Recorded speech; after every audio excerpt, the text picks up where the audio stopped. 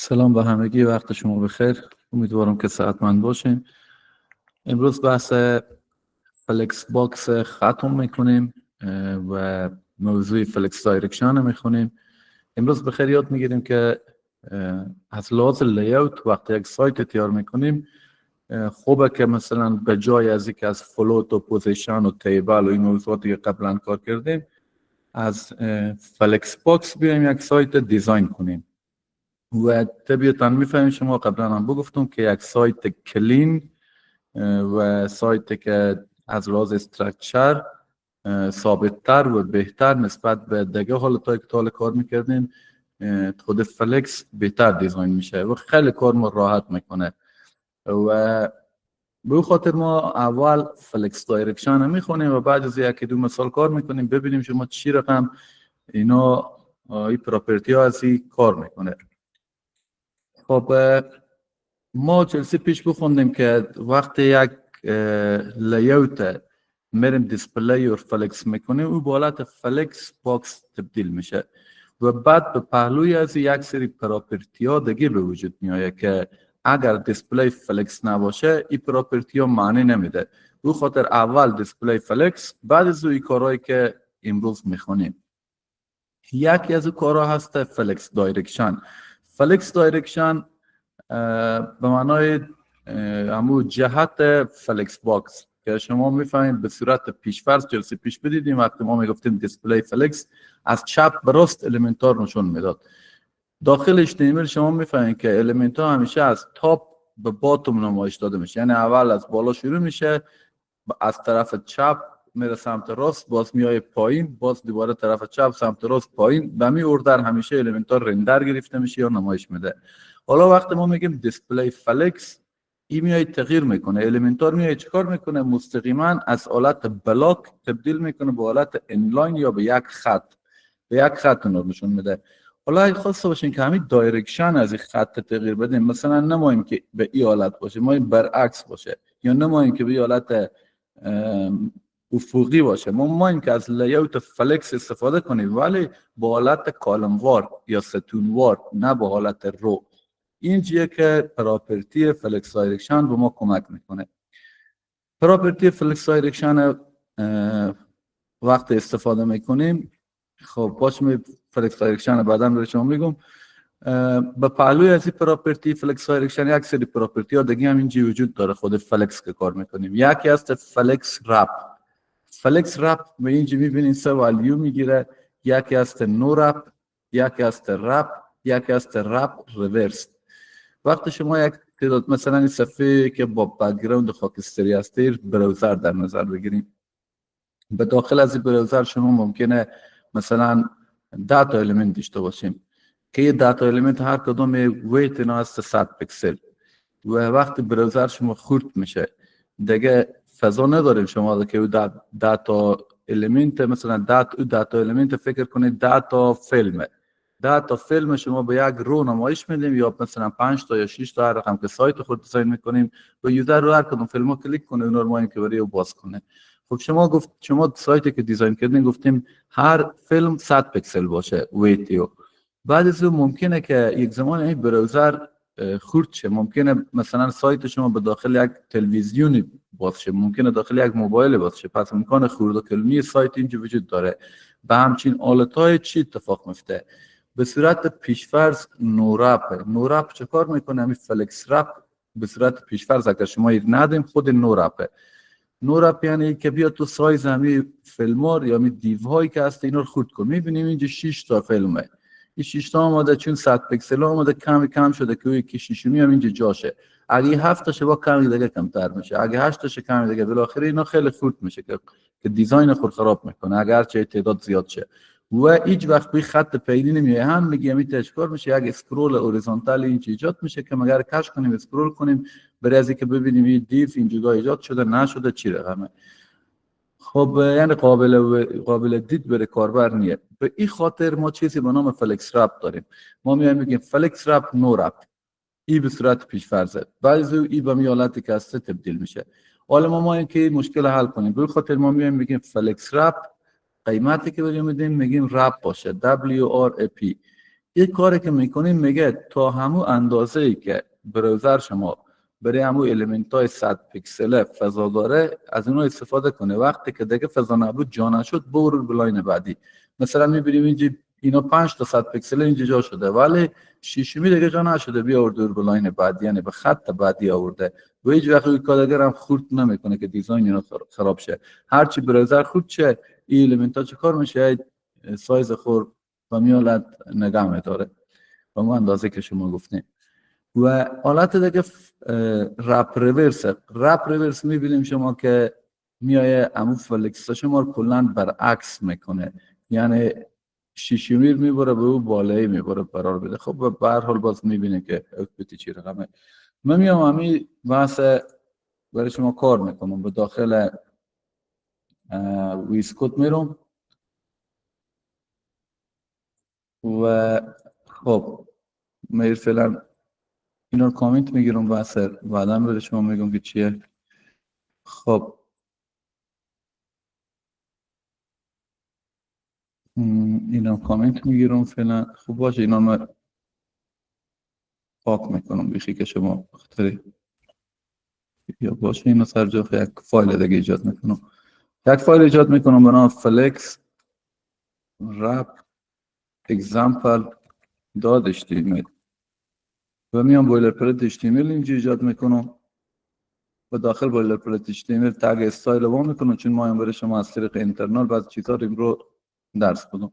اولی که ما یک همیشه میفهمیم شما که وقتی دیسپلی فلکس ما استفاده کنیم باید یک کانتینر وجود داشته باشه. پس یک کلاس کانتینر اینجا ایجاد میکنیم کانتینر و داخل از این ممکنه هر چقدر دیو داشته باشیم. مثلا میام یک دیو ایجاد میکنم با کلاس آیتم و از این دیو میام یک کپی میگیرم چند بار پست میکنم، قیمت میدم مثلا 1 2 3 4 5 6 7 8 9 10 یک کپی از این دیتا میکنم. میفهمید که حالا چند تا شد؟ 20 تا شد. یک کپی دیگه هم میکنم تا قبل از اینکه کپی کنم این دیتا باشه من میام حالا برای از این استایل میدم، میگم که کانتینر ما به یالت دیسپلی باشه فلکس. وقتی دیسپلی فلکس میکنم میفهمید که به حالت انلاین تبدیل میشه. گپ هم بری میدیم، مثلا میگیم 10 پیکسل هم باشه گپ یا فاصله بین اینا. بعد کلاس آیتم که یکا داخلیه نه برای از اینا میایم بک‌گراند کالر میدیم، مثلا میگیم به این رنگ باشه و برای از اینا ویت و آیتم میدیم. ویت مثلا باشه مثلا 200 پیکسل در آیتم هم باشه 200 پیکسل. سیف میکنیم و میریم رن میکنیم ببینیم که اوتپوت چی رقم میشه. وقتی رن میکنیم میبینیم اینجا 10 تا دیو اینجا ایجاد شده و همین سایزهایی که ما گفتیم.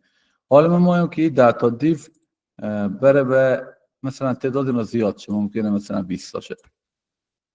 10 تا دیگه هم پهلو از این بگذارم، دوباره رن میکنم، این رفرش میکنم، میبینید چه کار شد. او دیتایی که بود اونا سایز خورد کرد که این دیتا اومد کنار قرار گرفت. خب ممکنه که به حالت مشکل ما مثلا حل نشه، ممکنه مثلا دیتا نبوده باشه، ممکنه مثلا داخل از این چون داینامیک کار میکنه ممکنه مثلا 40 تا باشه. 20 تا دیگه هم کپی میکنم از اینو کپی پست کردم که حالا شد 40 تا. حالا سیف میکنم رفرش میکنم میبینی باز خودتر کرد خود. این دفعه میام از این 40 تا کپی میکنم دوباره از 40 تا که بشه 80 تا.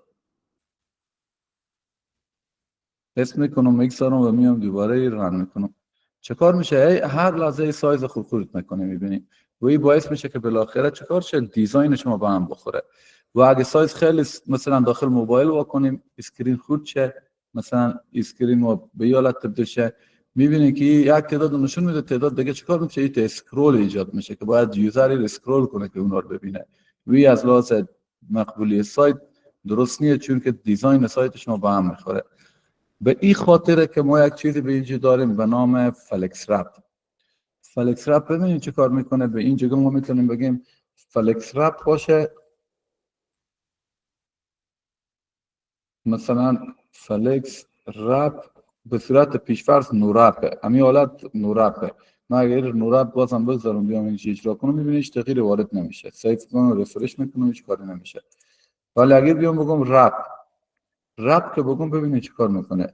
رفرش میکنم چه کار شد؟ با همون سایزی که بود تا همون اندازه‌ای که جا میشه میای اینجا میگذاره به غیر میبره به لاین بعدی. میبینیم که این داتا دیگه چه کار کرد بیاد به لاین بعدی. حالا هر چقدر سایز خود چه که فضا نباشه به لاین بعدی میبره. سایز کلون میشه میاره به ادوان قرار میده.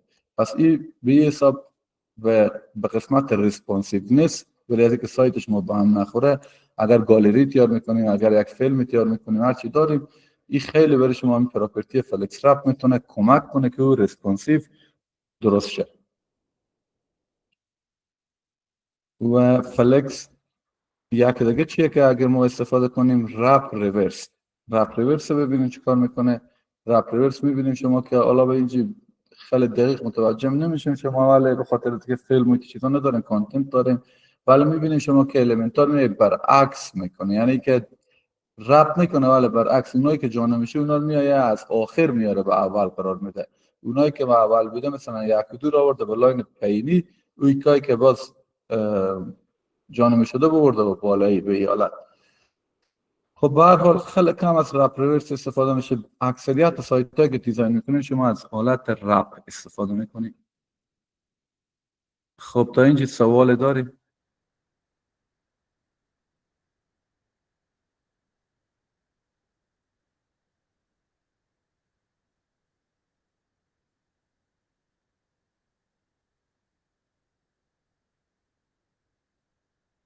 صبری؟ سلام استاد ما در قسمت دیسپلی گفتیم اگر فلکس بگیریم اما دیوار اینلاین چیدمان میکنه. استاد اگر ما خواسته باشیم اما سایت ما چیدمان چه بلاک باشه بعد نمیتونیم از دیسپلی استفاده کنیم و از پراپرتیش یا فلکس رپت. اگر دیسپلی تو چی باشه؟ بلاک. نه خیر نمیتونی. وقتی دیسپلی بلاک باشه شما از پراپرتی های فلکس رپ نمیتونیم استفاده کنی. پروانه؟ سلام استاد وقت بخیر. استاد یه سری سایت ها هستن که مثلا مثل سایت پورتفولیو که برای خودمون آماده میکنیم یه قسمت داره به اسم پروژکت. حالا هر پروژه توضیحات مختص خودش رو داره و ما مثلا به هر کدوم اینا یه دیوی دادیم. حالا وقتی که میخوایم توضیحات هر پروژه رو توی در واقع باکس خودش قرار بدیم این زمانی که من میخوام این کار رو انجام بدم اون توضیح هر پروژه رو که داخل باکس خودش میذارم این باکس هی مثلا بزرگ و کوچیک میشه این به همین دیسپلی برمیگرده یا از راه دیگه میتونم اینو تنظیم کنم که استایل صفحه به هم نریزه و حالا هر چقدر محتوا بگیرم محتوا ریز بشه اما اون باکس به هم نریزه همشون یه اندازه باشن. داخل اگر دیسپلی فلکس کار میکنیم پراپرتی ها خیلی زیاد اینجا وجود داره. مثلا فلکس گرو داریم، فلکس شرینک داریم، شما دیگه فلکس بیسیس داریم شما که یک بیسی تعیین میکنه. مثلا شما میگیم ما یک باکسی داشته باشم که با 250 پیکسل ویت تو هایت شروع کنه یا ویت 250 پیکسل باشه ولی اگر دیگه فضا در داخل صفحه بود او بیایه 250 پیکسل بیشتر شه ولی اگر فضا کمتر شد او بیایه خود کم کنه خود خورد کنه. اینجا مثلا فلکس بیسیس یا فلکس شرینک استفاده میکنیم شما. دیگه همین چیزی که تو پیشتر گفتی خود فلکس رپ این تو نمیتونی کار کنی که بگی مثلا دیتا هرچه زیاد شه رو بیایه مثلا خود نکنی یا نمایش داده شه یا خود بشه خاطر که دیگه چیزایی وسط وجود داره و دیزاین با هم میخوره. حالا باز میبینیم من مثال بعضی کار میکنم مشکل شما شاید حل شد. دیگه میتونیم به اوت مواقعی که تو گفتی که تکست زیاد میشه میتونیم شما یعنی استاندارد همینه که از ترانکیت استفاده کنید. ترانکیت حالتی که میاد تکست مثلا تا یک محدوده اجازه میده که نمایش داده شه بعد از 100 تا 4 تا نقطه با آخری میگذاره که ادامه رو یوزر مثلا روی دیو کلیک کنه ریتمور کنه یا که یعنی استاندارد میتونه کارت بچرخونه ببینه به حالت کار میکنه. سوال سلام به همگی، سلام به شما استاد. استاد میخواستم بگم که همین فلکس رپه که گفتیم استفاده میشه، یعنی میتونیم به تمام همه المنت ها، مثلا به هیدر، به فوتر، به ایمیجین، به هر المنت همین رقم استفاده کنیم، چون مثلا به شکل ریسپانسیو، چون من سایتی که درست کرده بودم شکل همون قسمت هیدر همون فونت ها مکان به هم ریخته شده بود. اگر من بیام به هیدر همین استفاده کنم مقبول ریسپانسیو میشه، درسته؟ بله بله، همون خاطره که ما میبینیم شما به او حالتی که تو دیزاین کرده بودی او ریسپونسیونس میشه که کار کنی، ولی خیلی کد باید نمیشه کنی و برای تو مغلق و پیچیده یه. ولی به این حالت میبینی تو فقط این میگی دی به ایدر منه، به ایدر خود میری کانتینر فور امو ایدر فور فلکس میکنی، فلکس رپ هم رپ میگذاری، مشکل حل میشه. حالا با آخر باز مثال کار کنم بیتر متوجه میشه. باش، تشکر. خب پس داخل لکچر میام. این میشه از بحث فلکس رپ. ما یک موضوع دیگه داریم به نام مین اکسس و کراس اکسس. زمانی که در داخل فلکس دایرکشن الیمنت ها به صورت افقی بود، مثل همین چیزی که همین پیشتر دیدین شما به اینجی الیمنت ها میبینید به یک خط قرار میگیره، افقیه. به اینجی مین اکسس شما همین خط میشه که افقیه و به پهلوی از یک چیز اینا یک اصطلاحاتیه که باید بلد شیم، چون من داخل گپاخو میگم باز شما بفهمید به خاطر میگم. مثلا من میگم بروی مین اکسس شما بفهمید یعنی ایت افقی گفتم، یا میگن کراس اکسس. کراس اکسس همیشه به صورت عمود روی مین اکسس قرار میگیره. اگه مین اکسس شما باشه افقی، کراس اکسس همیشه عمودی میشه.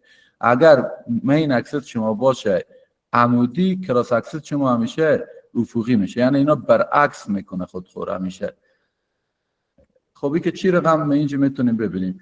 ما گفتیم پراپرتی فلکس دایرکشن در حقیقت با حالت یعنی 4 قیمت میگیره: رو ریورس، کالم ریورس. بیایم امیرم یک دفعه ببینیم. من اگه پس دوباره داخل کد بیایم، این الیمنت هایی که اینجا دارم از این 10 تا نگاه میدارم، بقیه پاک میکنم.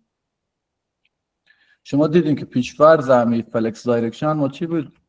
پراپرتی به نام فلکس دایرکشن اینجا وجود داره که هست رو. به صورت پیش‌فرض چی بدیم چی ندیم؟ قیمتی از رو. حالا اگه من این رن کنم میبینی شما همه به یک خط قرار میگیره. اگر خواسته باشیم این برعکس، یعنی شماره 10 بیای به اول، شماره 1 بیای به آخر، خود C6 دیسپلی بلاک و اینلاین و C6 پوزیشن پراپرتی ها شما میفهمید که چقدر باید مارجین بدیم اینا رو جابجا کنیم. این وقت خیلی زیاد میگیره. ولی به اینجا ببینید فلکس دایرکشن میگیم رو ریورس. همین که رو ریورس بگیم چیکار میکنه؟ میاد رو برعکس میکنه. ببینید 10 بیامد اینجا، 9 بیامد اینجا، 8 بیامد اینجا، یعنی که چیکار شد؟ دایرکشن رو کلا بچرخون یا برعکس کرد. دیگه میتونیم مثلا شما بگین کالم باشه فلکس است دیسپلی، ولی به صورت ستونوار. به حالت میبینید که ستونوار حالا ایجاد کرد. یا میتونیم بگیم کالم ریورس که میتونه چیکار کنه؟ برعکس کنه. ببینید 10 است، 10 شروع میکنه. این میشه از بحث فلکس دایرکشن که قیمت ها رو میگیره.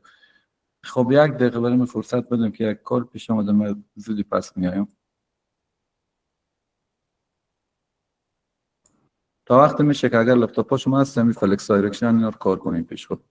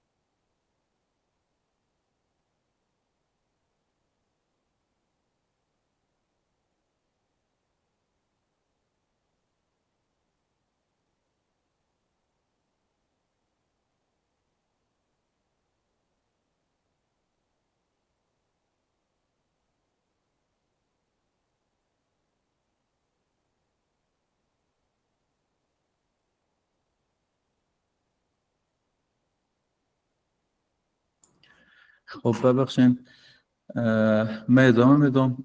این میشه از بحث فلکس دایرکشن. پس داخل CSS وقتی از دیسپلی فلکس میکنیم فلکس دایرکشنی به وجود میاد که این فلکس دایرکشن 4 والیو میگیره: رو ریورس، کالم ریورس، که میتونیم شما قیمت ها از اینا رو هر رقم که ماییم دلخواه تغییر بدیم.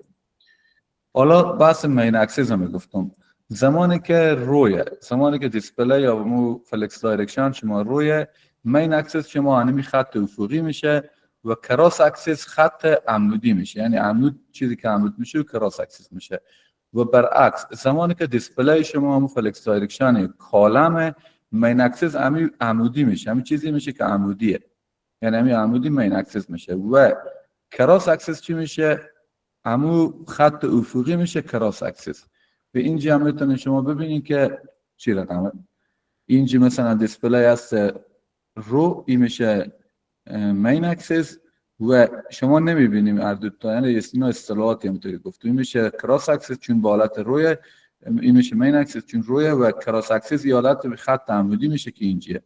و الیمنت ها وقتی که برعکس هم باشه میتونه، وقتی که الیمنت ها کالمیه به این حالت این میشه مین اکسس و خط افقی که اینجا وجود داره میشه کراس اکسس. پس اگر به یک جای شما میشنوید میگه که کراس اکسس، بروی کراس اکسس این کار انجام بده یا بروی مین اکسس این کار بکن، اون نظر به دایرکشن ممکنه که خط افقی معنی بده، ممکنه که خط عمودی معنی بده. دیگه پراپرتی که به وجود میایه به نام اوردر یاد میشه. اوردر در حقیقت موقعیت یک الیمنت یا یک دیو یا یک فیلم یا یک بخش از سایت شما میتونه تغییر بده. به داخل فلکس وقتی که شما میایین برای یک الیمنت خب میگیم اوردر ازی باشه 2، اوردر ازی باشه مثلا 3، مثلا از تا باکس داریم 1 2 3، شما این که 2 اول نمایش داده شه، 1 دیوم مثلا 3 سوم نمایش داده بشه. خود دیسپلی بلاک و پوزیشن مثلا ریلیتیو و ابسولوت و فیکس دو چیزایی که خودنی باید مارجین تغییر بدیم یا باید تاپ و لفت و باتم و رایت تغییر بدیم تا جای اینو تغییر کنه. اگر یادتون باشه محاسبه میکردیم نه چند پیکسل از رو ازی حساب کن، چند پیکسل رو ازی، که برای شما کم مطلق هم بود محاسبات. ولی به اینجا ببینیم یک پراپرتی به نام اوردر وجود داره. بر الیمنتی که اوردر مثلا کمتر بده اون یا جلوتر نمایش داده میشه. مثلا الیمنتی که اینجا میبینید 5 به صورت پیش‌فرض همه الیمنت‌ها اوردر 0 داره. به خاطر به هر ترتیبی که شما نوشته کنید با همون ترتیب نشون میده. ولی وقتی شما میگیم مثلا الیمنت شماره 5 اوردر باشه -2، الیمنتی که شماره 2 اوردر باشه -1، به این خاطر حالا چه کار میشه؟ 5 میای اول نمایش داده میشه، باز 2 میای دیوم نمایش داده میشه، به خاطر که نظر به اوردر اون میای الیمنت ها نشون میده. این خوبی پراپرتی اوردر در داخل فلکس. ببینیم اگر دوباره داخل از بیام این مثال برای شما نشون دم. این مثالی که اینجا میبینیم این از اوردره. مثلا تا باکس دارم، باکس شماره 1، باکس شماره 2، باکس شماره 3. یک کلاس داره باکس، یک کلاس داره باکس 1، باکس 2، باکس 3. یعنی یک کلاس عمومی دارم، یک هم کلاس های جداگانه دارم هر کدوم از باکس ها. بعد از اومدم اینجا گفتم کانتینر ما دیسپلی باشه، این کامنت رو دارم، دیسپلی کانتینر ما باشه به طور مثال به اینجی فلکس باشه. دیسپلی فلکس دایرکشن هم که بدیم ندیم رو هست به صورت پیش فرض اینا به خط نشون میده. خب من حالا این کدایی که اینجا هسته اینا رو میام کامنت میگیرم.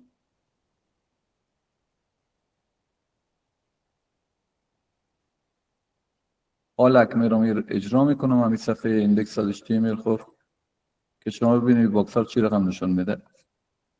میبینیم باکس 1، باکس 2، باکس 3 برای ما با همین ترتیب نشون میده. و به داخل CSS میبینید شما که این جگاه برای کلاس عمومی اینا گفته پادینگ اینا 20 پیکسل باشه، مارجین اینا 5 پیکسل باشه، بک‌گراند کالر داشته باشه، بوردر داشته باشه و غیره. و حالا ما این که مثلا کاری کنیم که مثلا باکس شماره 3 اول نمایش داده بشه، باکس شماره 1 دیوم نمایش داده بشه و باکس شماره 2 سوم. به اینجا که برای شما پراپرتی اوردر کمک میکنه. اوردر به این حالت کار میکنه. ببینید من میگم باکس شماره 3 اوردر باشه 1، باکس شماره 1 اوردر باشه 2 و باکس شماره 2 اوردر باشه 3. پس این نظر به اوردر رو نشون میده برای ما. یعنی این نشون میده 1 2 3 اوردر هر کدوم که جلوتر بود همون نشون میده. مثلا هست یک پس سوم باید اول نشون ده. حالا اگه رفرش کنی جابجا میشه، میبینی این باکس اومد اول، این باکس رفت دیوم، این هم شد سوم. این خوبی برداره. شما دیگه نیاز ندارین که بریم بگین تاپ اینقدر باشه، باتوم اینقدر باشه، رایت اینقدر باشه. راحت خود پراپرتی اوردر دیسپلی فلکس میتونیم این کار انجام بدیم. یعنی پس به اینجا شما ببینید که میفهمید که خوبیایی که دیسپلی فلکس داره چقدر زیاده و چقدر برای شما کمک میکنه که سایت خود بهتر دیزاین کنید. دیگه ما یک چیز داریم به نام جاستیفای کانتنت. جاستیفای کانتنت برای از استفاده میشه که موقعیت الیمنت شما تغییر بده. شما مثلا قیمتایی که جاستیفای کانتنت میگیره فلکس استارت، اسپیس اراوند، فلکس اند، سنتر، اسپیس ایونلی، اسپیس بیتوین، این قیمتایی که داره. فلکس استارت اینا رو از گوشه دست چپ از بالا سمت چپ شروع میکنه، به حالت میبینیم شما نمایش میده. اسپیس اراوند میبینیم اینا همه به روی محور افقی، چون روی محور افقی اینا رو تغییر میده. اسپیس اراوند میایه به فاصله های مساوی داخلی قرار میده و آخر و اولی به اندازه نصف فاصله داخلی قرار میده. مثلا اگر داخل از اینا هست 10 پیکسل، این هم 10 پیکسل، این هم 10 پیکسل، اول همیشه 5 پیکسل میگیره فاصله، آخر هم 5 پیکسل میگیره. این اسپیس اراوند. فلکس اند با آخر یعنی اینا رو انتقال میده به دست راست، با آخر میچسبونه به یک گوشه. اسپیس بیتوین اول و آخر فاصله های چی میکنه به وسط، اینا فاصله های مساوی میده. سنتر اینا رو به وسط میاره و اسپیس ایونلی هم میایه به فاصله های مساوی اول، آخر، وسط همه تقسیم میکنه. ای که کدام یکی از اینا رو شما استفاده کنید نظر به نیاز و نظر به دیزاینی که شما ما این استفاده کنید. فقط یاد شما باشه همین قیمتایی وجود داره. معمولا از این فلکس استارت و اند و سنتر زیاد استفاده میشه که الیمنتار مثلا ما شما یک باتون ما این که دو تا باتون داریم، یکی مثلا نوشته لفت یکی رایت. شما ما این که لفت بره مثلا سمت راست و رایت بیای سمت چپ، شما خود فلوت قبلا این کارو میکنید، ولی حالا خود فلکس استارت و فلکس اند میتونید این کارو انجام بدین. و سنتر دارین که می الیمنتار به وسط قرار میده که باز اینا رو عملا برای شما نشون میدم. به پهلوی از این یک چیزی به نام الاین آیتمز وجود داره. الاین آیتمز میایه الیمنتار به روی محور وای یا کراس اکسس تغییر میده. حالا وقتی ما کراس اکسس میگم شما ایت فکر نکنید که همیشه عمودیه. این کراس اکسس گاهی وقتا محور افقی میشه، گاهی وقتا محور عمودی میشه. نظر به چی؟ نظر به فلکس دایرکشن. ولی اکثر وقتا به خاطر از اینکه فلکس دایرکشن روی شما فکر کنید که این به این جگال به حالت عمودیه.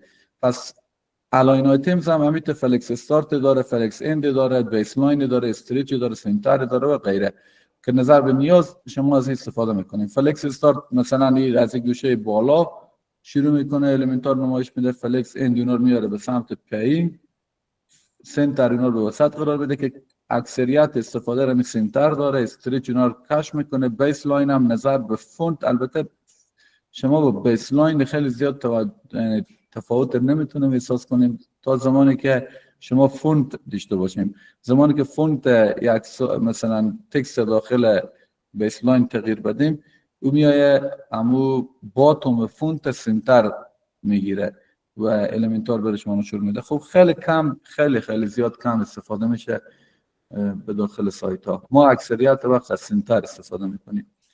و این پراپرتی های الاین آیتمز و جاستیفای کانتنت به روی تمام الیمنت ها اینا استفاده میشه. یعنی مثلا با این مثالی که اینجا داریم، به روی هر ست تا این باکس ما میتونیم هم الاین آیتمز استفاده کنیم، همزمان هم میتونیم به روی هر ست تا از اینا جاستیفای کانتنت استفاده کنیم. ولی یک وقتی هست که شما ما به روی یک دونه از باکس ها تغییر بیاریم. مثلا این باکس شماره دور ما استریچ کنیم یا ما بیاریم مثلا و فلکس اند کنیم یا تغییر بدیم. به اینجا پراپرتی به نام الاین سلف وجود داره. الاین سلف اجازه میده که شما بیاین یک الیمنت جای تغییر بدید. مثلا بگیم الاین سلف ازی باشه فلکس اند، همه الیمنت از بین همه از این فلکس اند میشه. یا ما یک که فلکس رایت فلکس استارت باشه، همه الیمنت میایم میگیم الاین سلف ازی باشه فلکس استارت. پس خود الاین سلف میتونیم یک دونه الیمنت فقط تغییر بدیم. و اینجا مثال میبینیم شما که داتا دیو داریم و این داتا دیو شما به حالت نمایش داده میشه چون فلکس رپ یا رپ، فلکس دایرکشن داریم، بک‌گراند و جاستیفای کانتنت و الاین آیتمز میبینیم هر دو تا سنتر شده. با این مثال پیشتر اگر بریم ما مثال پیشتر کجا بود؟ اگر من دوباره بیایم بک کنم این مثال، من میرم پس داخل HTML میام میگم که با حالت رو باشه و دوباره رن میکنم، شما میبینید که به حالت نشون میده. ولی این 1 و 2 و 3 میبینیم چه کار به گوشه خود چی میتونیم اینا رو بیاریم به این وسط قرار بدیم، خود جاستیفای کانتنت رو میتونیم بیاریم به این قسمت قرار بدیم، به این قسمت ها. حالا ببینیم من یک دفعه میاد جاستیفای کانتنت میکنم، مثلا میگم تکستی که در داخل از هسته جاستیفای کانتنت از چی باشه؟ سنتر باشه. میبینید قیمت ها زیاد داره، هر کدوم باز میتونید خود شما تست کنید که کدام یکی نیازه که شما استفاده کنیم. خب و الاین آیتمز از این باشه سنتر. خب چه کار شد؟ چرا استفاده نشد؟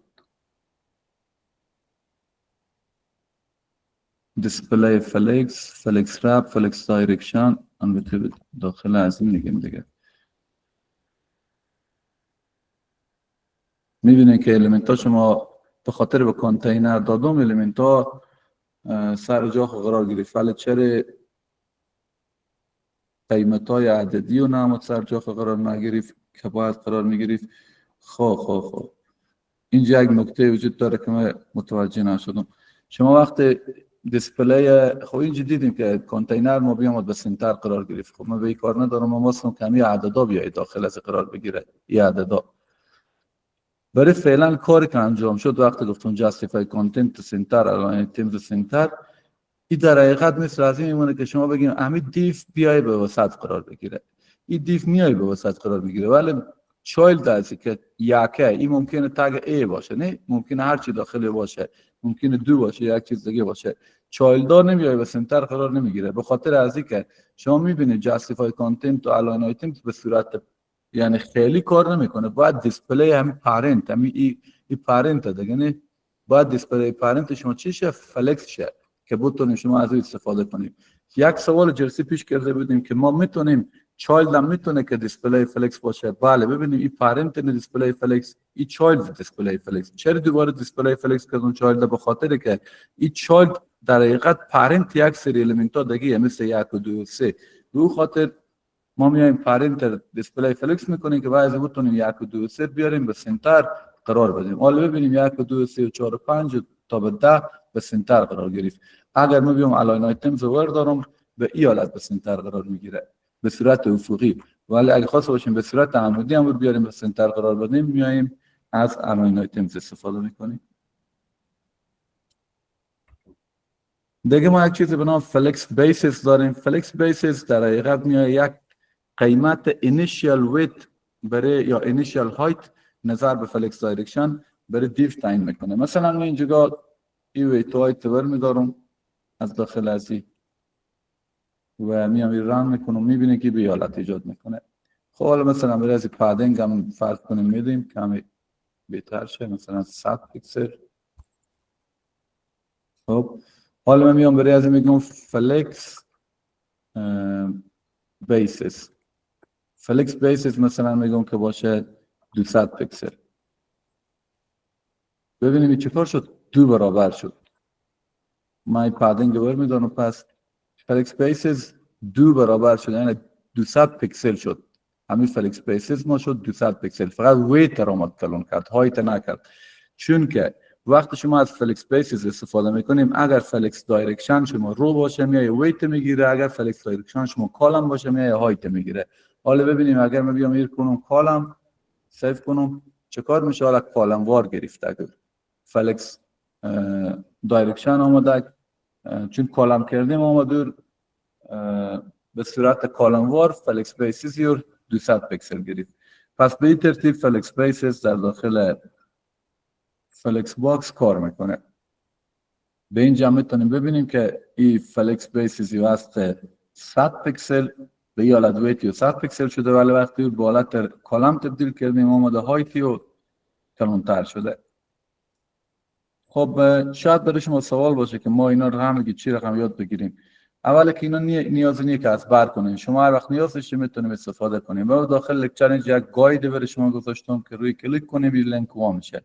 داخل از این بحث فلکس باکس خیلی مقبول توضیح داده، یک راهنمای خیلی خوبیه. مثلا گفته کانتینر شما به این رنگ گلابی نمایش داده میشه، آیتما داخل یا به یارت زرد، پراپرتی اوردر میایه این کار انجام میده. اگر کدر به یالت نوشته کنیم کانتینر باید دیسپلی فلکس باشه یا اینلاین فلکس فرق نمیکنه دیگه. این قیمت هایی که خود کانتینر میگیره، این فلکس رپ کمال خوندیم، فلکس شرینک داریم که من نگفتم از اینا رو شما درس ندادم، فلکس بیسیس داریم که اینا رو به شما توضیح میدم، جاستیفای کانتنت داریم، الاین سلف داریم، الاین آیتمز داریم، الاین کانتنت داریم، بعض چیزا هست بگفتم بعضی نگفتم، گپ داریم. خب بالاخره همه چیز نمیشه کار کرد، یک سری پراپرتی هایی که داخل از اینه اونا رو میتونیم از داخل از بخش اگزامپلز و بریم از این جگاه اگزامپل داره بریم اینا رو کار کنیم و ببینیم که چی رقم کار میکنه. خب به هر حال یک راهنمای خیلی مفیدیه که میتونیم از این استفاده کنیم. حالا ما میایم یک چیزی خود همین موضوعی که خوندیم تیار میکنم. خب من پس باشه که من ویس کد رو واکنم.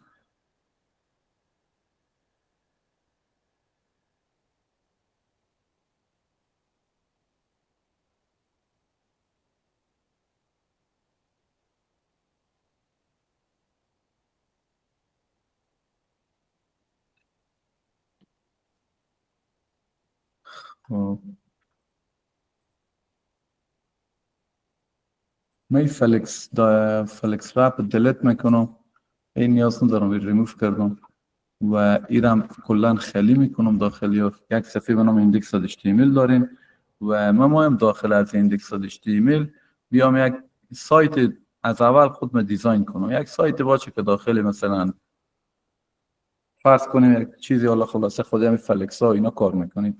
من میام اول بولرپلت html ایجاد میکنم، همیشه یک سایت دیزاین میکنیم همین ایجاد میکنیم. مثلا میشه که همون هرات مثلا ارگ رستورانت در نظر بگیریم، این تایتل میشه. بعد از میام اول کدای html خلاص میکنم، ایدر ایجاد میکنم برای ازی شما میفهمید که هر سایت از خود هیدر داره و به داخل هیدر میایم مثلا یک عنوانی میدیم برای اول، یک عنوان مثلا میگیم هرات ارگ رستورانت یا ویلکام تو هرات هر رستورانت در چی ما نوشته میکنیم. بعد از هر سایتی که ایجاد میکنیم اصلا یک نویگیشن داره که داخل نویگیشن همیشه تگ های ای قرار میگیره.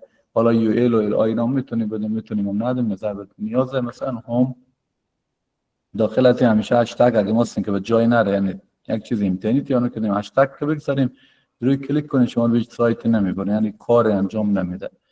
کپی میکنم مثلا 4 تا میگذاریم about مثلا منو و مثلا کانتکت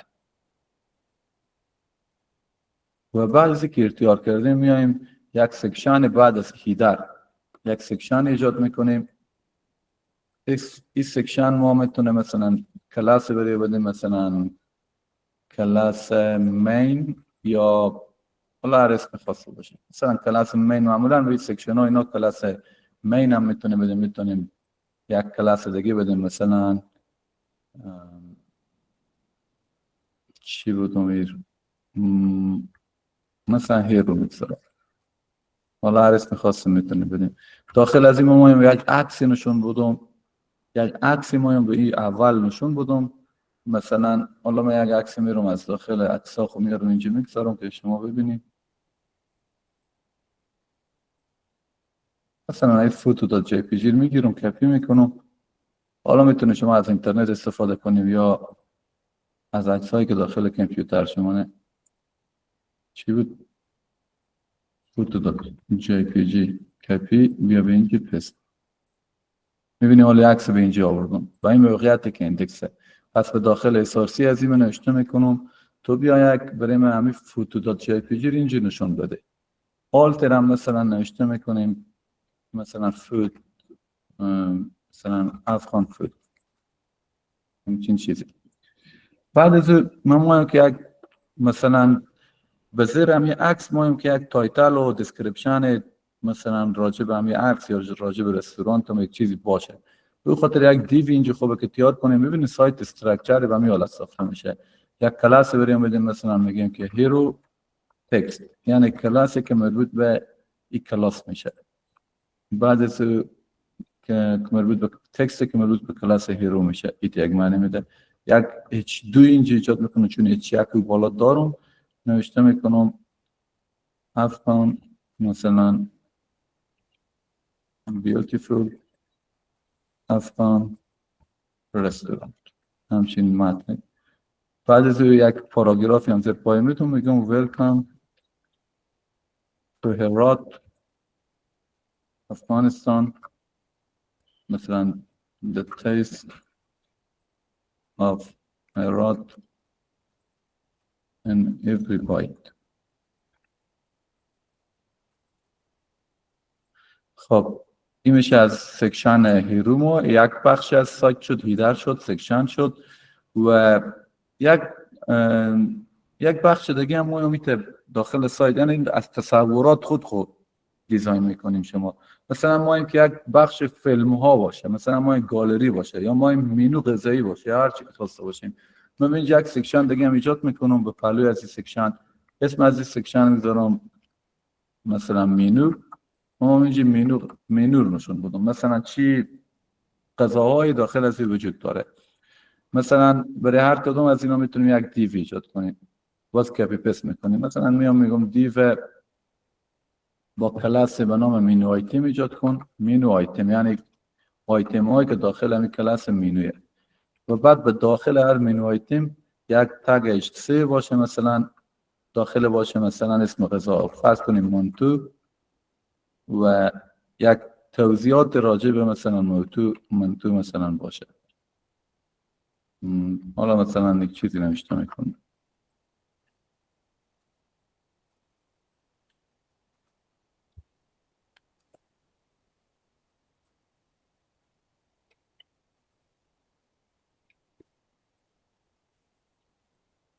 همچین چیزی. خب بعد از یک کپی میگیریم، چون یک که بسازیم همیشه از همین مینو آیتم هم مثل همه، مثلا 4 تا دیگه هم از ایجاد میکنیم. حالا داخل میتونیم هر چی خواسته باشه نوشته کنیم دیگه، متن تغییر بدیم. قابل پلو مثلا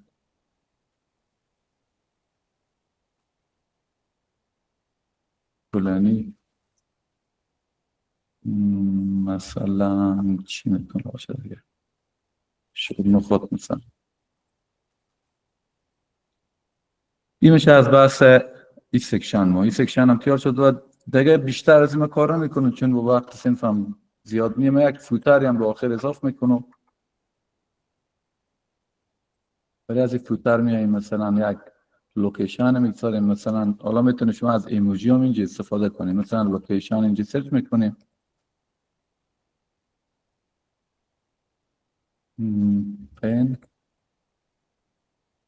پین خوبه، مثلا این علامت لوکیشن میگیریم و نشته میکنیم هرات سیتی سنتر، مثلا حالا یک چیز نشته میکنیم.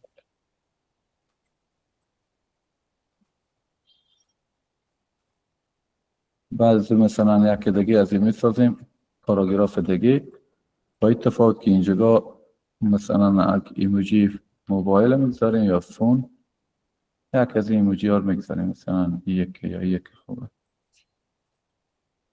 و اینجا یک شماره میگذاریم، مثلا 93 799 این هم شماره ما میشه مثلا. و یک پاراگراف دیگه هم میگذاریم، مثلا کاپی رایت هم اگه خواسته باشه میتونیم اینجا بگذاریم. میفهمید کاپی رایت، علامت کاپی رایت باید اضافه کنیم اینجا که ما نداریم. ما میتونیم بریم داخل اینترنت نوشته کنیم کاپی رایت سمبل و این علامتی که اینجا سیر کپی کنیم بیاریم داخل کد خود پست کنیم به یالک. این میشه کاپی رایت. مثلا 2025 هرات ارک رستوران. این سیف میکنیم و حالا اگه بریم یک دفعه رن کنیم ببینیم چی تیار شده.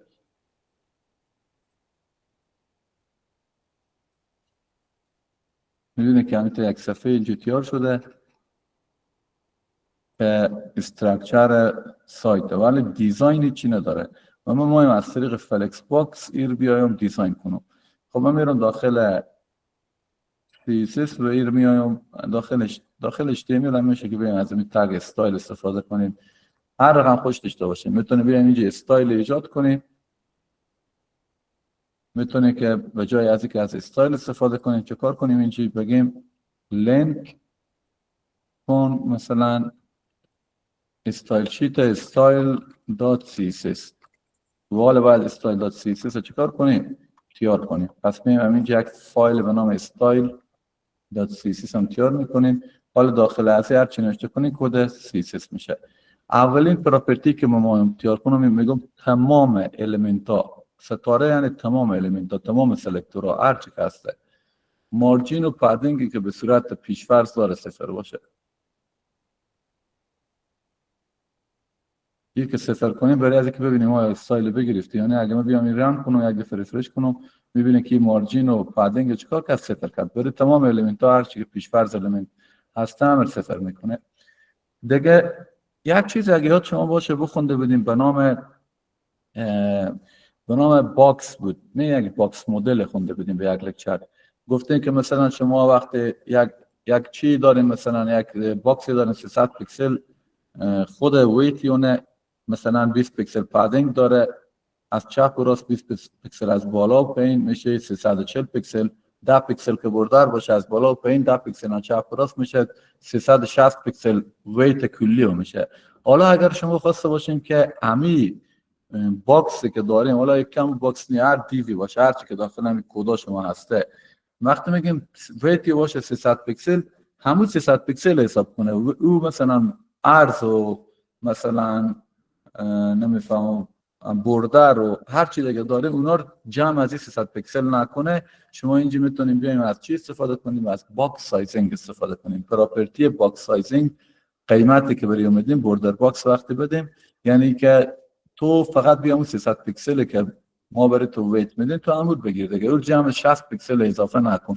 این نظر به علاقه شما میتونیم بگذاریم، میتونیم نگذاریم. اگر ما هستیم که همون محاسبات شما فکس سایز باشه و جمع کدام پادینگ و مارجین و نمیفهمم بردر نشه، شما میتونیم از این استفاده کنیم. چیز کاربردیه.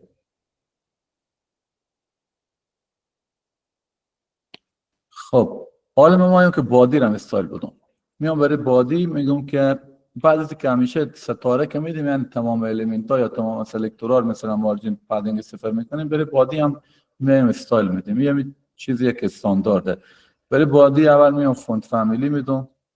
فونت فامیلی مثلا حالا یک فونت فامیلی انتخاب میکنم. اینجی مثلا همین فونت فامیلی ساجویای میام بریم میدم و فالبک را میفهمیم که چی باید باشه. سانسیریف یا نظر به اون فونت فامیلی که فونت قرار داره که اگر یه اویلیبل نبود تو بیاد سانسیریف استفاده کن.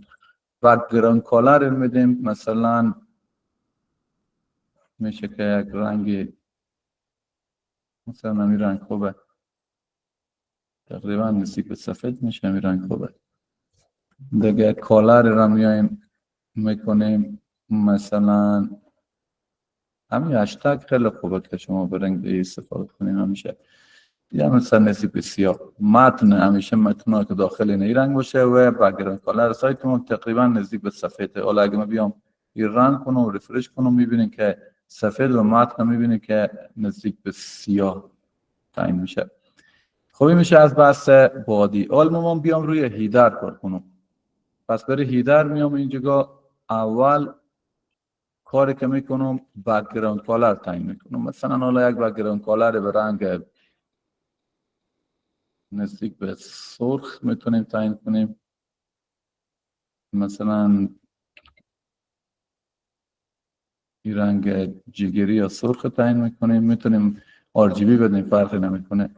رنگ متنا که در داخل هیدر هسته میگم میتونیم شما مستقیم قیمت وایت هم بدیم، میتونیم هم اون رنگ بالایی بدیم. دیگه پادینگ میدیم برای هیدر. خب پادینگ میای هیدر چیکار میکنه؟ کلون میکنه. من میام از REM استفاده میکنم. اگر یاد شما باشه REM تفاوتی بوده که روت حساب نمیکرد، یعنی اگه بادی شما مال فونت سایز داشته باشه او حساب نمیکنه. رو خاطر REM میگیریم. یک REM میگیرم. دیسپلی میام فلکس میکنم. که المنت ها به صورت رو قرار بگیره. من سیو میکنم، یک دفعه رن میکنم. خب این میبینیم که چیکار شده، المنت ها به صورت رو قرار گرفت و همین قسمتی که در بک‌گراند ما میبینیم که اینجا چیکار شد، بک‌گراند هم ایجاد شد. خب این عکس ما خاطر از اینکه کلونه میبینیم که این قدر فضا گرفته است. این هم باید حل کنیم، همین چیزی که سیمفی شما بیشتر سوال کرد. خب من میام جاستیفای کانتنت رم، میام میگم اسپیس بیتوین باشه، سیو میکنم، دوباره رن میکنم. اسپیس بیتوین چیکار میکرد؟ میامد به فاصله که در نظر میگرفت به وسعت میداد و یا حالا چیزی که ما مستیم تقریبا در آمد. فقط الاین آیتمز رو سنتر میکنم. خب حالا میبینید که همین بالایی دیشتک هم بیامد به سنتر این مینو شما. پس مینو ما حالا ایدر ما ساخته شده. اگر داخل کد دوباره بیاییم بریم ببینیم به HTML ایدر ما چی بوده؟ ایدر ما همی H1 بود و همی المنت ها بود. حالا ایر آمد یک المنت گرفت، این نف آمد یک المنت دیگه گرفت. اسپیس بیتوین داد، اینا رو برد یک سمت، اینا رو برد یک سمت و ورتیکلی هم اینا رو آورد کمی پایین‌تر، هر دو تا یعنی به یک سطح قرار داد. خب باز میتونیم دیگه هم خواسته باشیم دیزاین کنیم. حالا مثلا فرض کنیم ما که فرض کنیم داخل همین سایت فعلا که یک H1 دارم، ولی اگه H1 زیاد باشه، H1 داخل همین هیدر ما این کلانتر کنیم، میگیم هیدر H1، یعنی H1 که به داخل هیدره. ما این چکار کنیم؟ ما این سایز از این مثلا کلان کنیم، میگیم فونت سایز باشه مثلا 1.8 این، در حالی که از ما هرچی که سایزی هسته ما کار نداریم، 1.8 این میایم ما سایزی رو دستی تعیین میکنیم که میبینید شما کلان رنگ کنیم میبینید سایزی کم خوبتر میشه. و دیگه مثلا ما که نویگیشن ها خورم به بین اینا فاصله ایجاد کنم. نویگیشن ها کدوم المنت ها میشد؟ این المنت هایی که اینجا اینا میبینید چسبیده به همه، همین فعلا داخل ویو اینا چسبیده به همه و ما که فاصله بدم. پس میتونم بیام اینجا بگم نویگیشن، کدوم نویگیشن ها میشه؟ این 4 تا میشه، نه هوم و مینو اینا. و برای از اینا میام دیسپلی اینا رو اول فلکس میکنم به خاطر از اینکه ما اون چایلد داخلی رو تغییر بدم و بعد از میام گپ میتونم. گپ چه کار میکرد؟ فاصله بین المنت ها ایجاد میکرد. حالا اگه بیایم رن کنیم میبینید شما که بین از اینا یک آره این فاصله ایجاد کرد. و اگر خواسته باشیم که داخلی اون لینک ها داخلی رو استایل بدیم، میایم میگیم نو ای، یعنی لینک هایی که داخل نویگیشنه. مثلا رنگ اینا فعلا جالب نیه، میام وایت میکنم رنگ اینا دیگه تکست دکوریشن نداشته باشه. میفهمید شما که برای لینک ها ما تکست دکوریشن اکثریت وقت نان میکنیم و کم اینا رو بولد هم میکنیم، فونت ویت اینا رو میایم بولد میکنیم، سیو میکنیم، دوباره ران میکنیم. حالا چیکار شد؟ دیزاین از این قسمت کم مقبول تر شد از حالتی که قبلا داشت. دیگه میایم سکشن پینیر دیزاین میکنیم. اینجی که اصلی ترین بخش این چیه؟ برای از این میایم اول دات هیرو، چون سکشن هیرو بود، اول من دیسپلی فلکس میکنم و بعد از فلکس رپ استفاده میکنم. چرا؟ به خاطر که من نمایم که المنت ها اگه زیاد شد برای اسکرول ایجاد کنه، به خاطر میام رپ میکنم و میارم همه به وسط قرار میدم، هرچی که داخل اینه سنتر میکنم. الاین آیتمز هم همیشه خود از ما استفاده میکنه که ورتیکلی و هوریزونتالی به سنتر قرار بگیره. دیگه کمی کلون هم اگه خواستیم میکنیم پادینگ میدیم بریو دوار این مثلا پادینگ میدم برای از دیف بک‌گراند کالر از این میام مثلا حالا یک بک‌گراند کالر میدیم برای از این سیف میکنیم یا ران میکنیم. سعی کنیم تفاوتی که اینجا ایجاد میشه، اولی که بک‌گراند میبینیم با همون رنگی که خواستیم تبدیل کرد به سنتر المنت ها رو ما بیاورد. میبینیم که اینجا کم چیکار شده، چون داخل نه همون با H2 و پاراگراف مانه، میبینیم که اینا رو به سنتر قرار داد هر دو تا رو، ولی بک‌گراند دارم میبینیم رنگی رو فرق میکنه. ولی چیزی که اینجا ایجاد کرده اینه که عکس شما باز هم چیکار شده، رفت خیلی بزرگ شده عکس. باید مشکل عکس حل کنیم، عکس نباید ایتا باشه. به اینجا که ما میایم عکس استایل میدیم. عکس چی رقم استایل میدیم؟ میایم میگیم داد اگه یاد شما باشه داد هیرو کلاس ما بود و به اینجی برای از کلاس نداده میتونیم کلاس بدیم میتونیم بگیم داد هیرو یعنی برو داخل هیرو و ایمیج انتخاب میکنیم باید میگیم ایمیج یعنی که سلکتور بیارد میگیرید یعنی عکسی که داخل کلاس هیرویه میایم برای از فلکس بیسیس استفاده میکنیم فلکس بیسیس میگیم 300 پیکسل باشه یک دفعه رن میکنیم 300 پیکسل که دادم میبینیم شما که عکس شما چندان تفاوت خیلی زیادی نکرد ولی ما گفتم اینیشیال ولیو همو مکسی و همو ویتی و باشه 300 پیکسل که سایز گرفت. خب دیگه ما که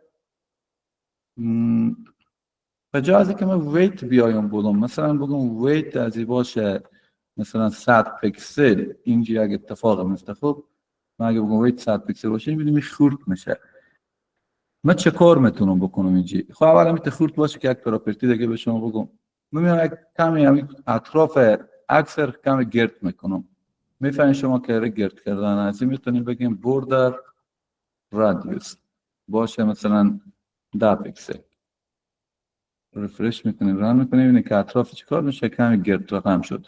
حالا ما مهم که این به اندازه امی کانتنت اصلی ما باشه یعنی که شما متوجه هستی باشید که عکس خیلی بزرگه اگر خواسته باشیم عکس و همون اندازه‌ای که فضا است فضا بگیره یا حالا ما عکس میگم میتونه هر چی باشه و همون اندازه‌ای که است فضا بگیره و اگر یک زمانی عکس از پرنت خوب بزرگتر بود مثل همین موقعی که همین فعلا هسته بدیدیم پرنت از خیلی بزرگتر بود خیلی کوچکتر بود نسبت به خود عکس به این یک مواقع میگیم عکس خورد کن که فقط داخل هم پرنت جا باشه به این یک جای شما چه کار میکنیم میایم از یک پراپرتی به جای ویت از یک پراپرتی به نام مکس ویت استفاده میکنیم مکس ویت باز بعداً به میدیا کیریا میخونیم میگیم فعلا ما میگم 100% استفاده کن چون من مطمئنم که عکس خیلی کلانه به خاطر اگر یک زمانی به این جگاه ما رفرش میکنم عکس ببینید چه کار میشه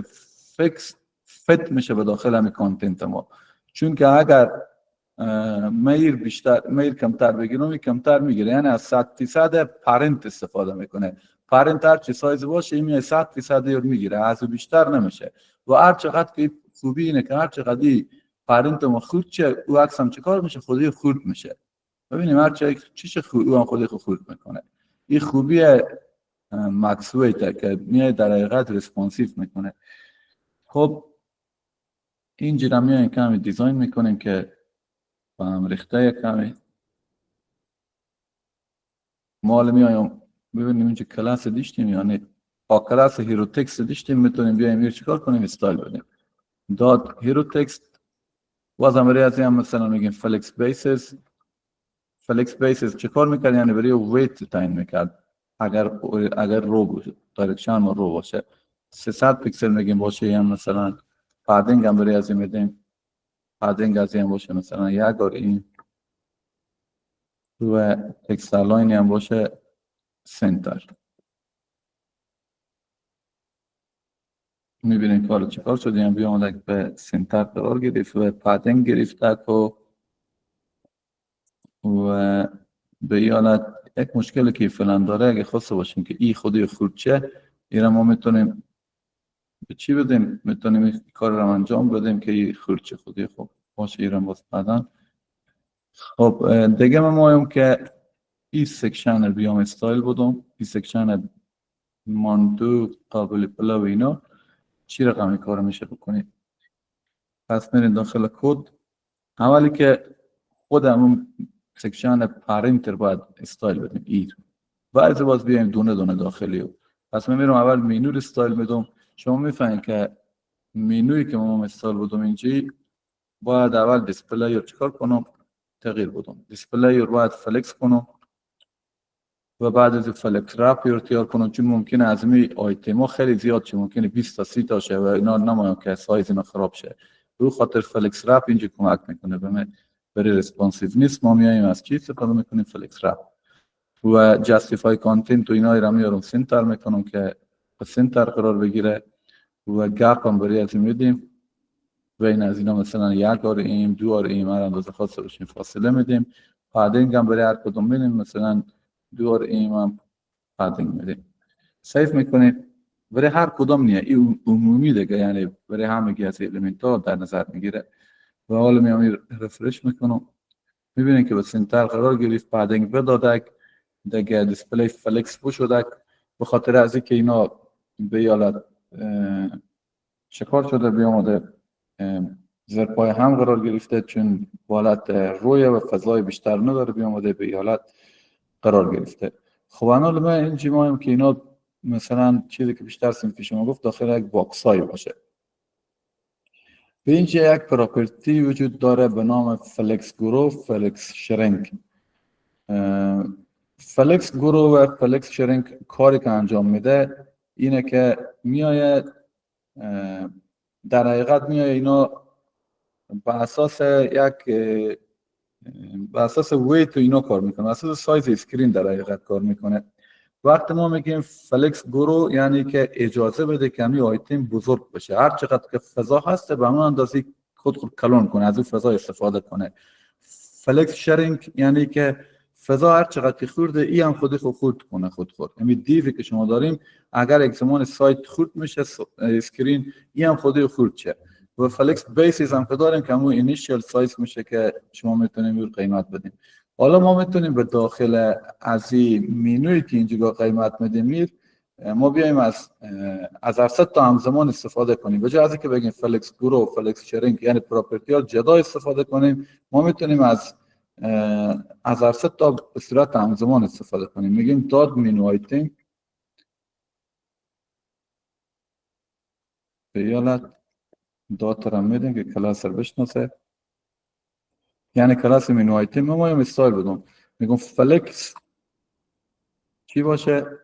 به اینجی این فلکس که اینجا قیمت میدیم، ببینیم این دیسپلی فلکس و فلکس بیسیز و چیزا نیه، یک پراپرتی جدیدیه که داخل لکچر هم نبود.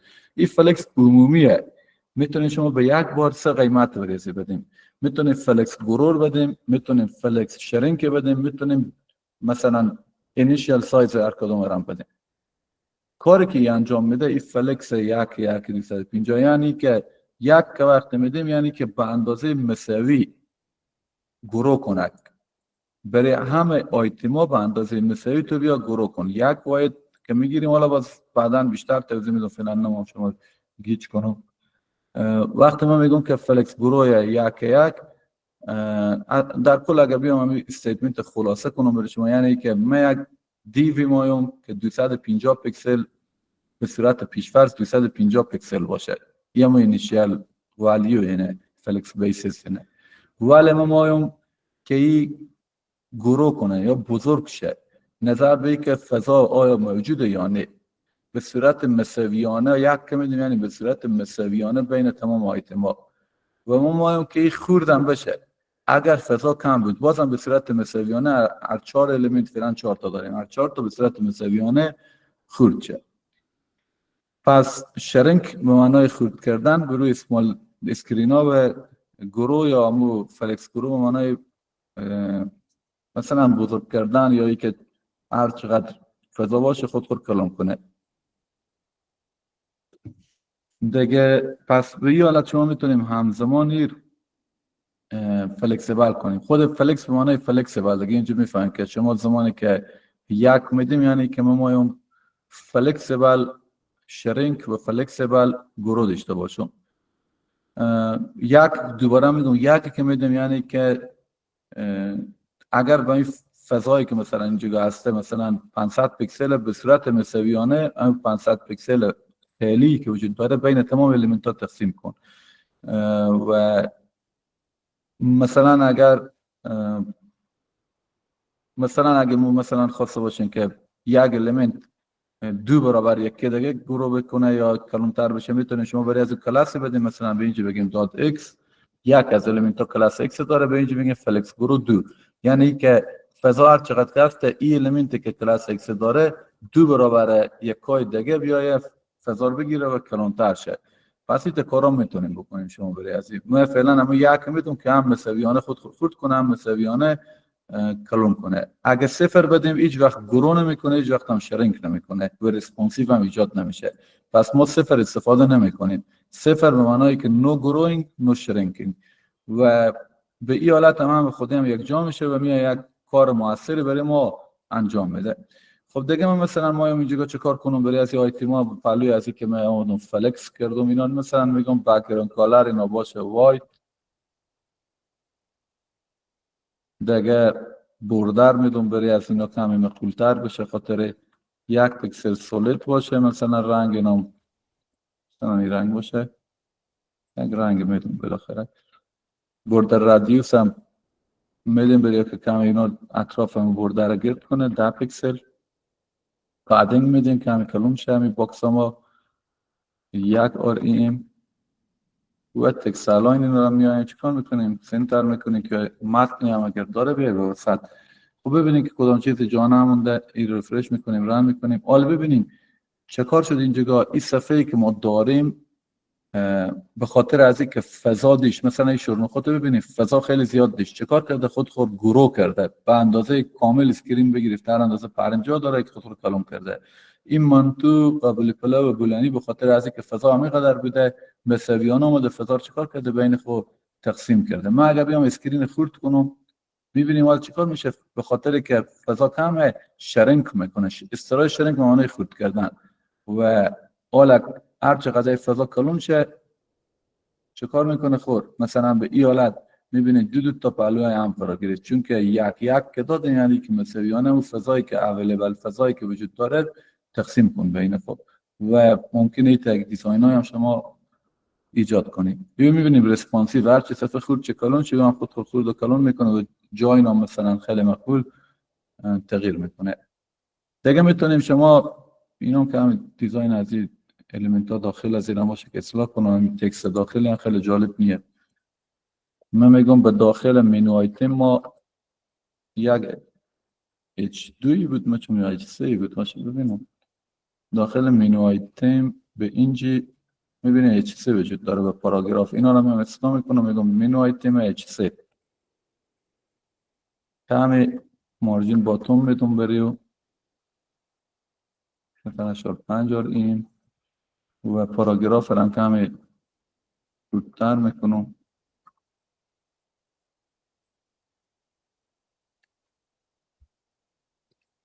اینجا پاراگراف میدم فونت سایز مثلا 0.9 یا 0.8 هر قیمت ما میدیم و در آخرم قسمت فوتر ما مایم که دیزاین کنم که الیمنت های داخل فوتر ما منظم شه به اون خاطر میایم اینجا بگیم فوتر display flex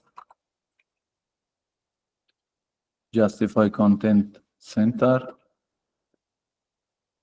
align items center که horizontal و vertical بیایی به وسط فلکس رپ خوبه که بدیم به خاطر که اگر حالا میفهمیم به اینجا نیازی نیه ولی یک زمانی اگر خورد میشه صفحه ممکنه که او اسکرول ایجاد کنه به خاطر فلکس رپ بدیم بهتره. بعدنگ هم بدیم میبینیم من هم از آر ایم استفاده کردم. همیشه خود عادت بدین که داخل یک سایت اگر از پیکسل استفاده میکنیم پیکسل استفاده کنیم اگر آر ایم فیصد استفاده میکنیم عین یونیت استفاده کنیم پروفشنال تره. اگر چه مکلف نیست شما که از یک استفاده کنیم هر چقدر خواسته باشیم میتونیم استفاده کنیم و بازم ایده رو فوتر ما که عین رنگ داشته باشه ایده رو فوتر ادو تمام کمی رنگ مایل به سرخ باشه و کالر اینا رو میایم رنگ تکست رو میام وایت میگیرم و یک دفعه رن میکنم میبینی که حال فوتر ما اینجا ایجاد شد فقط تکستی که داخل از این هسته سیاه ایجاد شده ببینید چرا سیاه ایجاد کرده و کمی هم تکست مارجین میدم که مقبول تر شه. و این کالم رول چیه که ایجاد شده کالر و فوتر پاراگراف رو میایم اصلاح میکنم پاراگراف هایی که داخل فوتر هسته میگم مارجین داشته باشه کمی 0.5 از بالا و پایین مارجین داشته باشه چپ و راست یا صفر میدیم فقط بالا و پایین کمی مارجین میدیم سیف میکنیم دوباره میایم رن میکنیم میبینید که حالا کمی از بالا و پایین مارجین گرفت و دیگه ای که این سمبولا اینا هم که شریط نشون میده میتونید شما به خاطر از این میفهمید که مثلا گپ میتونیم بدیم بری از روی، میتونیم فاصله بین اینا بدیم، میتونیم اگه خواست باشیم اینا رو زیر پای هم قرار بدیم، خیلی کارا دیگه. خب به هر حال هدف اصلی بود که شما ببینید که شما وقتی از فلکس باکس استفاده میکنیم سایت میتونیم به راحتی دیزاین کنیم و خیلی خوب ریسپانسیو ایجاد میشه. من نمیگم این 100% ریسپانسیو این مشکلات خورداره، به خاطر از اینکه ما یک سری چیزایی میخونیم به نام میدیا کیوری. ببینیم خوبی فلکس باکس همینه که لایاوت خوب تیار میکنه، ولی باز هم ببینیم اینجا چیکار کرده، المنتایی که اینجا هستن مینو اباوت و اینا چیکار شده اومده به اینجا اسکرول ایجاد کرده، ولی باز هم میبینیم این ریسپانسیو 100% ایجاد نکرده. چکار میشه کرد که بعضی از چیزا مثلا ما تیار کنیم و همینجا مثلا این مینو ما نمیتونیم کار کنیم، میبینیم که مینو ما چیکار میشه اینجا میره، ولی لایاوت از اینا خوب معقول تیار شده ولی بالایی مشکل داره. این تا جای شما یک چیزی به نام میدیا کیوری دارین که باز بعدا میخونین که چرا خود میدیا کیوری ها بگیم اگه سایز خود شد تو بیای لیمیتر داخل یک باکس یا پای کانتینر دیگه قرار بده که با جلسات بعدی میخونیم. خب من دیگه بیشتر از توضیح نمیدم، کارم نمیکنم. بحث فلکس باکس همیشه به هر جایی که کار میکنیم سایت دیزاین میکنیم خود فلکس خود گرید لایوت که جلسات بعدی میخونیم باید خودت بازی کنیم، باید قیمت بدیم تغییر بدیم، قیمت بدیم تغییر بدیم تا بالاخره چیزی که مهم تبدیل شه یا به دست بیاره. ولی باید بفهمیم که هر کدام از این پراپرتی ها چی کاری انجام میده و کجا باید از چی استفاده کنیم. دیگه اگر کدام سوال داریم میشه که پرسان کنیم. پروانه الان تگ IMG در واقع چایلد هرو هستش و تمام مثلا حالا همین اندازه عکس رو بر اساس اندازه هرو میگیره، درسته؟ زمانی که شما میگه مکس ویت 100% برای ایمیج خب که به داخل دیو هیرو قرار داره یا سکشن، فکر کنم داخل سکشن هیرو قرار داره، کاری که انجام میده اینه که از اوورفلو جلوگیری میکنه. اوورفلو یعنی که اجازه نمیده عکس از دیو پرنت خود بیرون بزنه، به خاطر از اینکه دیو پرنت خردتر نسبت به سایز اصلی عکس، به خاطر ما میایم مکس ویت 100% میدیم که سایز اصلی هیچ وقت از پرنتی و بزرگتر نشه.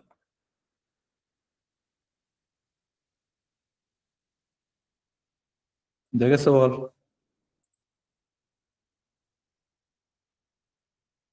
خب من اسکرین رکورد قطع میکنم. تشکر از همگی که جوین شدیم. وقت خوشی داشته باشیم. خدا نگهدار شما.